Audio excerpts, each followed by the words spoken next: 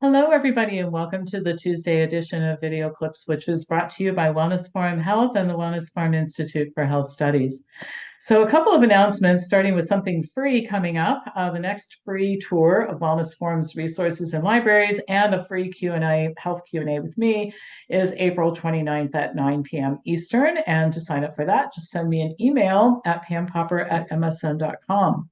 Don't forget, our favorite veterinarian, Dr. Carol Gifford, has a workshop coming up on May 4th about cat and dog vaccines. And it's everything from risks and benefits of each, the mandates, multiple pet households, alternative schedules, and testing for antibodies. And there will be lots of time for questions. So that's coming up. And also, don't forget, just a couple weeks away, the Food Over Medicine Retreat, April 26th and 27th. And a couple of things I've added to this. I'm morphing this event, which is a paid event, to address questions that you guys are asking. So we've added to it Lyme disease, shingles vaccines, digestion, bone health, the soy controversy, and several other topics. Everybody who enrolls for this retreat gets a questionnaire where you can talk about your own health a little bit and also pose some questions that you would like to see covered. And then I added a bonus session on Sunday night of that weekend. It's free, it's included in everything, no extra charge. And it's going to be an implementation session. Like, you have to put all this into action, and we're going to help you come up with a plan to do it. Okay. So that's been added free. So it's a Friday night, Saturday, all day, and Saturday night, and then the bonus session on Sunday night to make sure that on Monday morning you roll out of bed and you're doing something different than you were doing before you took this weekend program. All right. So I'm going to talk about a topic that this just blows my mind. I had to look at this several times just to make sure I wasn't losing my mind and it was actually true. But I'll just start at the beginning. You often ask me about programs and authors and books and organizations and that sort of thing that are in the health and wellness space. And in fact, we had a lot of discussion about that type of thing at the free boot camp in March, and we'll have a lot of time for Q&A on all kinds of topics during the April retreat. Well, during last Tuesday's video, I answered a question about the Weston Price Foundation, and then several of you in response to that said, hey, could you tell us something about Steve Gundry, because he's making some really astounding claims about smoking. Well, he does make his living trafficking in ridiculous theories such as that nightshade vegetables, except for tobacco, are harmful and that lectins in foods are the cause of many of our health issues. I wrote an article about lectins, and that was the last time I looked at his website. It was quite some time ago, and that article is posted in the Health Briefs library. But he wrote concerning nightshade vegetables that they're, quote, aptly named because the word implies danger, and the alkaloids in nightshades could inspire people throughout history to consider these as evil plants. Now, the list of evil plants is stuff like, grains and beans and vegetables and fruit, melons. I mean, it just kind of takes your breath away. But I don't want to talk about that so much as this latest issue that he has taken on, stating that smoking might actually be protective for some people. And that's such an outlier stance, I just had to look it up. So he has done some interviews with people where he's brought this up. And in the first one that I listened to, he's asked to explain how he came to his current views on how to help people improve their health, and then specifically about this smoking issue. So he starts by recounting a patient who reversed the blockages in his arteries, which were totally occluded, with both diet and, quote, a bunch of supplements willy-nilly from a health food store. So Gundry says, in response to this, you spent the last 28 years figuring out how he did it. The person interviewing him comments that this is an anecdotal story and it's not the best form of evidence. And he says, for example, this is the interviewer, if a patient has smoked for decades and claims that because they haven't had an event and it's because of smoking, obviously we'd all agree that this is not the case. So why did this particular case make such an impression on Gundry, going to the fact that it was anecdotal? And Gundry responds to the interviewer about his own patient that maybe that patient that he's describing really could be healthy because of smoking. In response to further questioning, he reports that he has an entire chapter in his newest book in which he discusses the relationship between smoking and longevity, as in it helps you live longer. He states that in most of the blue zones, people are heavy smokers, particularly men. And the reasons they're so healthy is because of the nicotine in cigarettes, which has many health benefits. Now, if you look up benefits of nicotine, you're going to find an entirely different story, but that's the case about most of what Gundry says. He says that researchers have been looking at this the wrong way, stating that maybe the other healthy habits of people in the blue zones protect against the damage caused by smoking instead of looking at smoking as the real reason for their longevity.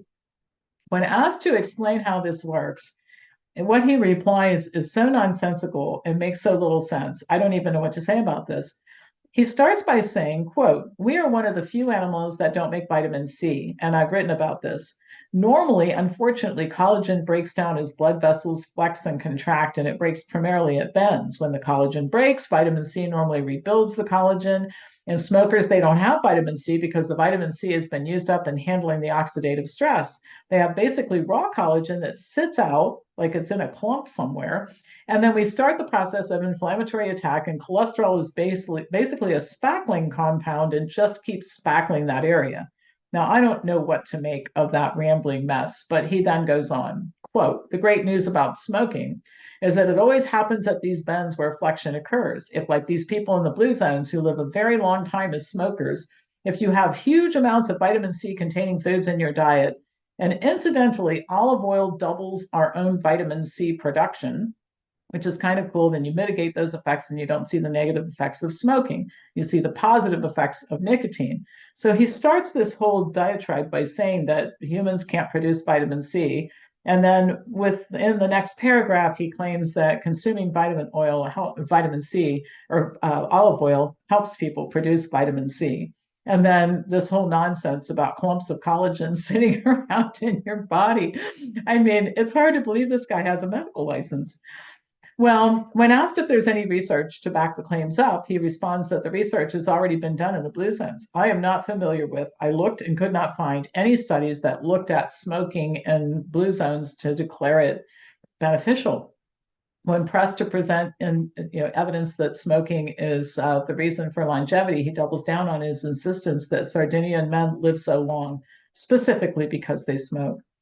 Now, his views have always been, kind of out there. So I thought I'd see if he'd actually said this someplace else. He's done this several times. This whole business of promoting smoking seems to be part of how he's selling his latest book.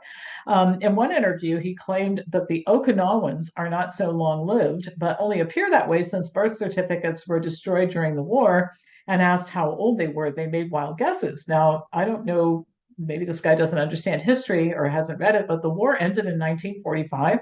All countries on the planet issue birth certificates. I checked that out, by the way, just to make sure. So essentially, he's claiming that there's no data, as in birth certificates, on Okinawan lifespans since 1945 when the war ended. I mean, this is ridiculous, but it gets better.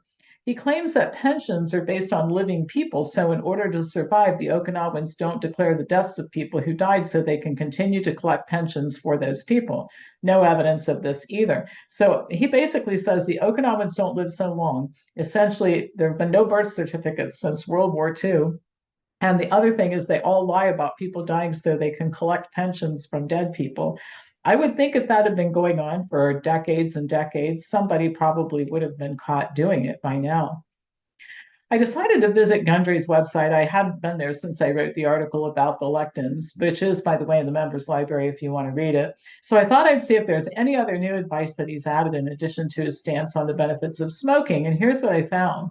He says that you should have champagne and or red wine 6 ounces per day, and chocolate chip keto bars are recommended for daily consumption.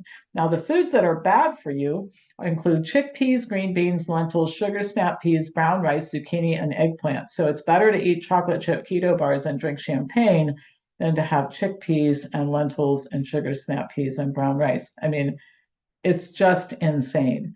And like I said, he has a reputation. I think he would call himself an outlier. I would call him a quack. And I think he is the worst doctor and the worst researcher in the history of the medical profession, or he traffics in this kind of garbage just to sell books because he knows what he's saying is so ridiculous and controversial. I don't know which it is.